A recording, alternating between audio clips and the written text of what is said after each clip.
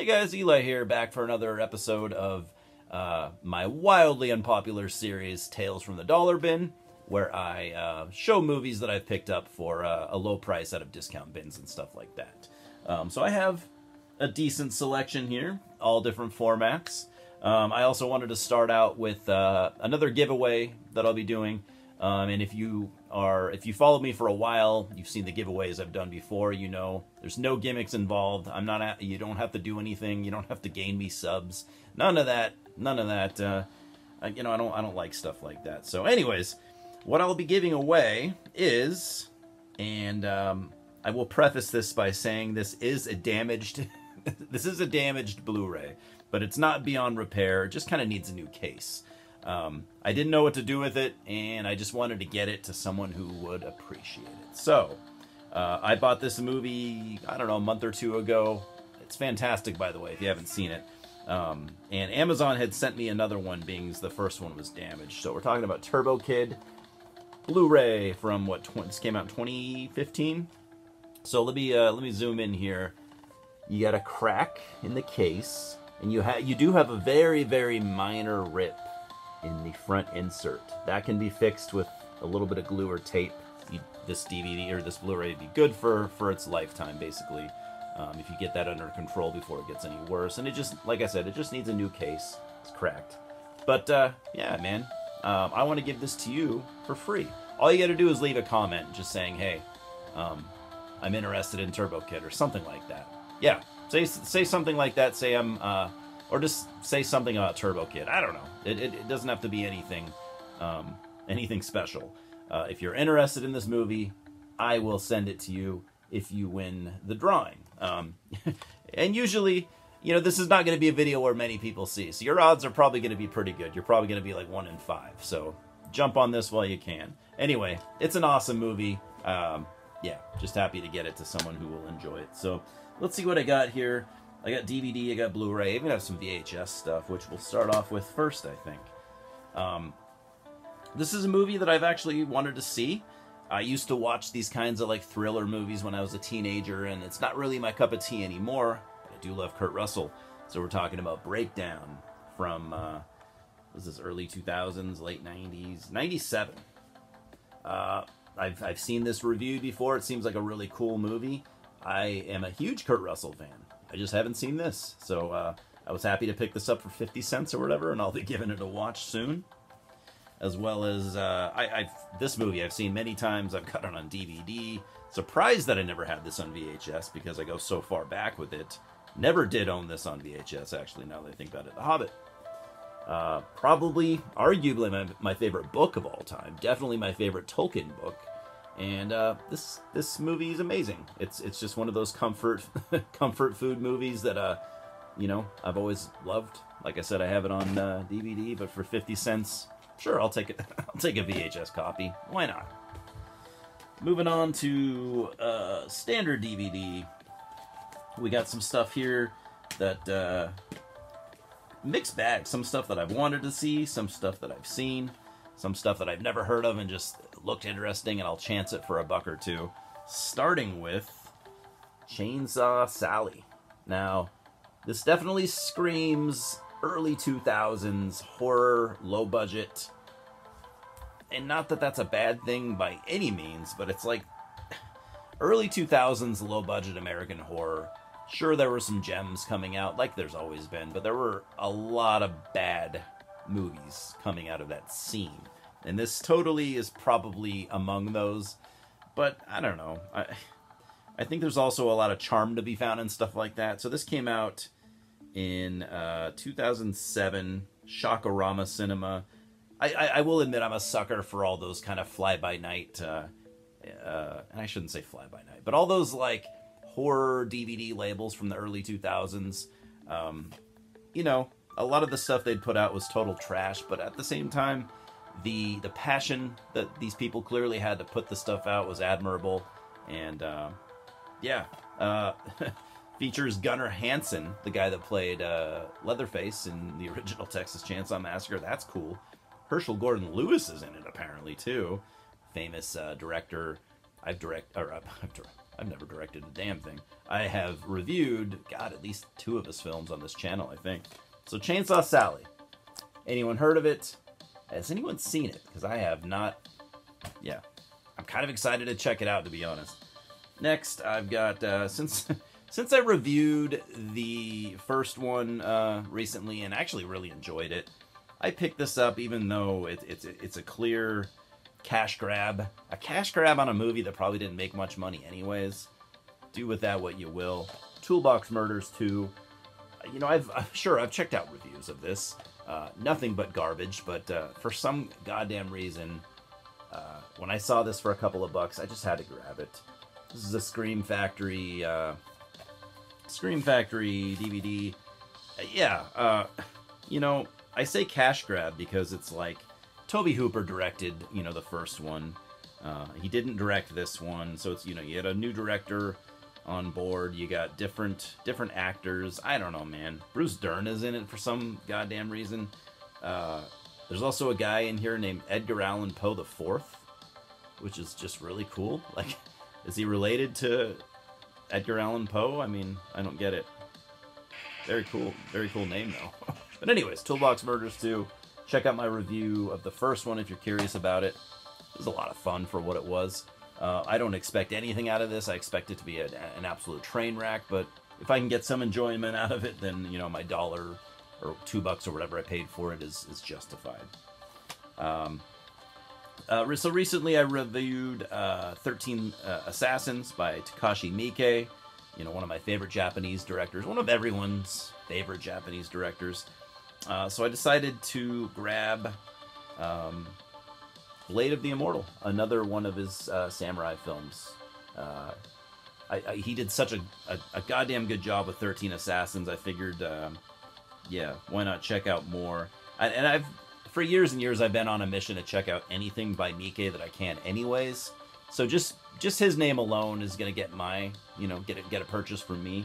But yeah, I'm just in this point really enjoying, you know, what he does with the samurai film genre. So I'm excited to watch this. This came out in 2017, so it is a little more recent than 13 Assassins. Don't know anything about it other than that, other than it is his 100th film, which that's a milestone. And yeah, stoked to watch it. Next, we've got The Descendants, starring George Clooney, directed by Alexander Payne. Now, I'm not a big George Clooney fan. I never have been. He seems like a cool guy, I guess. I don't know. He's always been one of those actors where it's like, yeah, he's been an A-lister for decades.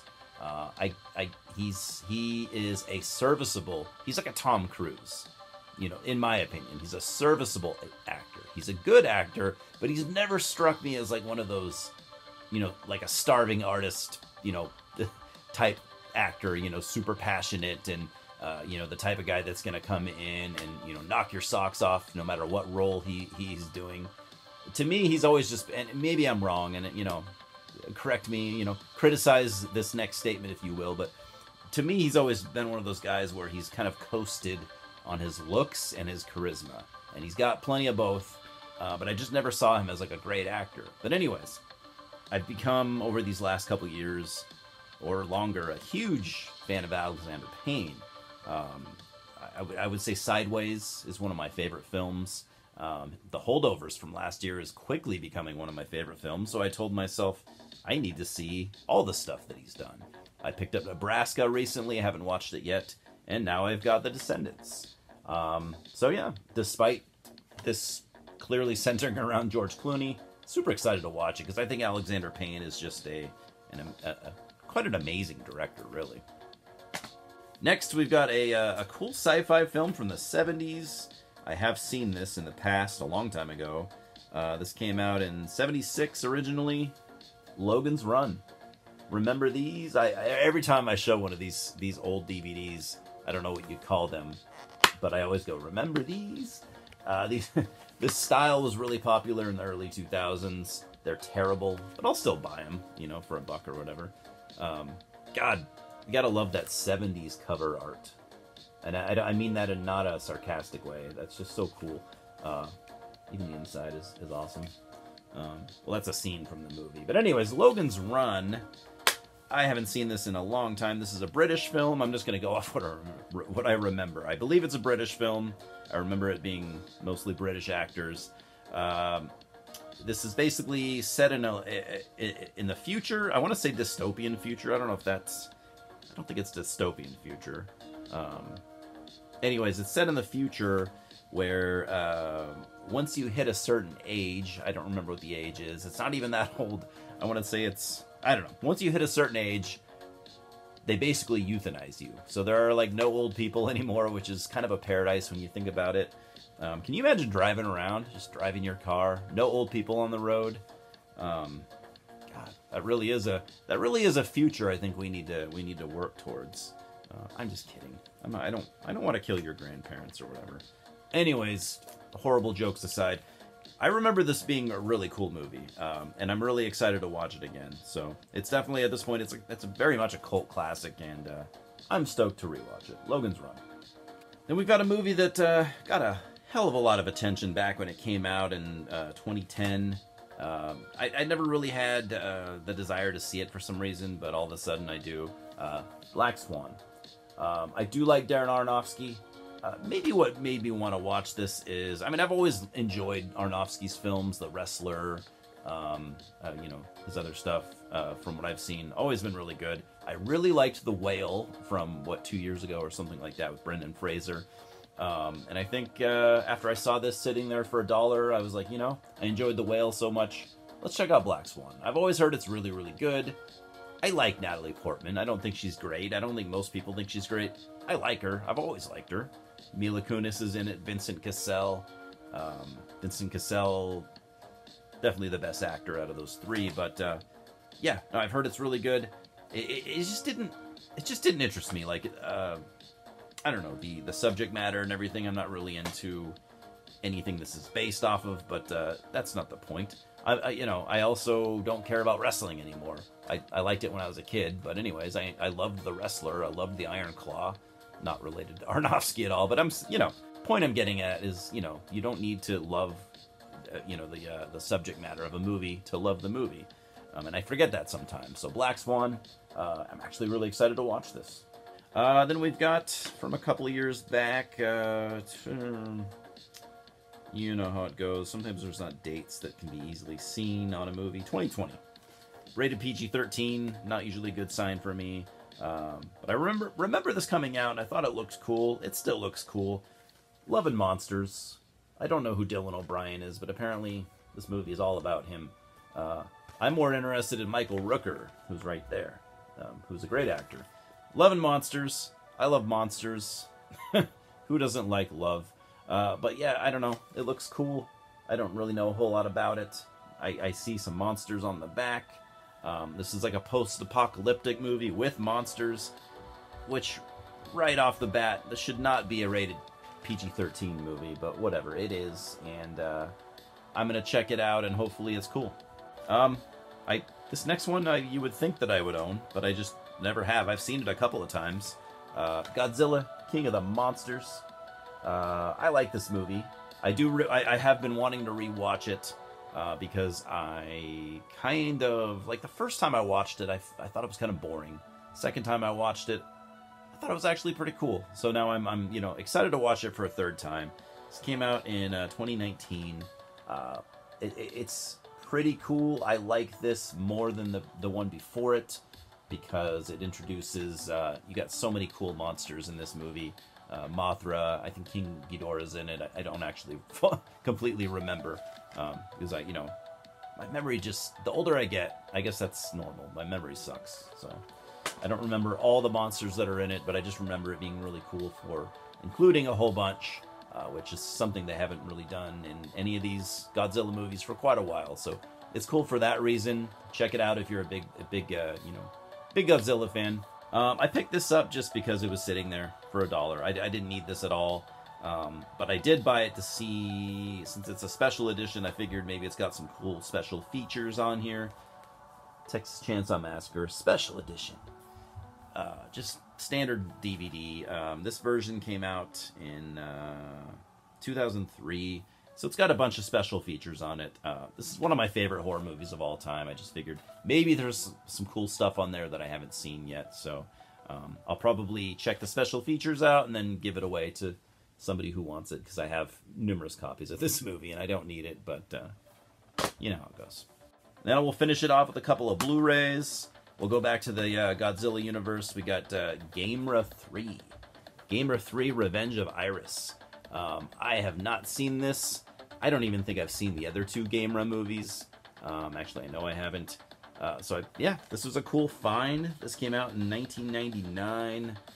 And yeah, super stoked to watch it. It looks fun. I'm just loving these kaiju movies these days. And last but not least, from back in... when did this come out? I don't know. 2021. We got The Wrong Turn. I don't know what this is. Reboot. Remake. It's not a remake. Definitely not a remake, from what I've heard about it. I think it's a reboot.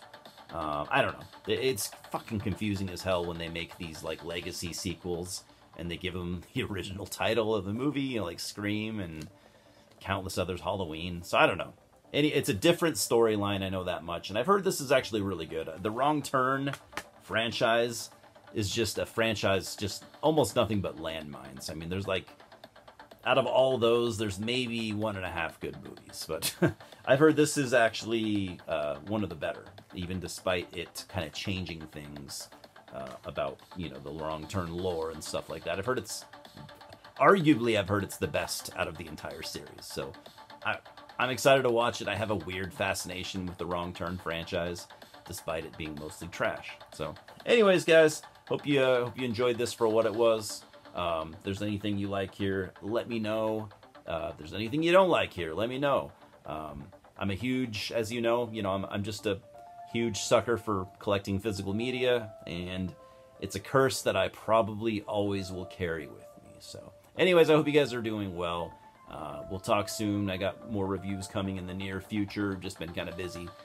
Not that anyone cares, but cool stuff is on the horizon. Cheers, guys.